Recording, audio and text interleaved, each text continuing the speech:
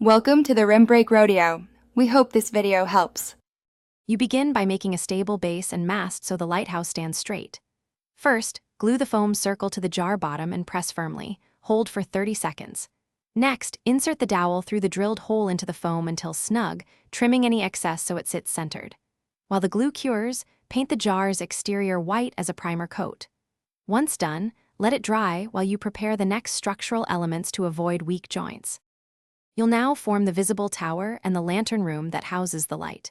Apply painter's tape and paint alternating red and white bands. Remove tape when tacky for sharp lines. Cut a bottle cap or craft foam into a conical roof, paint black or gray, and glue it to the dowel top. Secure the LED tea light or small battery, pack inside the cap so light shines through the jar. Make sure wiring is hidden through the dowel for neatness and stability. You finish by sealing and validating function so your mini lighthouse is durable and reliable. Brush a thin matte varnish over painted surfaces. Allow 24 hours to fully cure.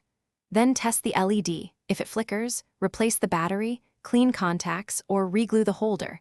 Intermittent light usually means a loose connection. If the tower leans, add weight inside the base jar or apply epoxy shims under the foam platform to correct.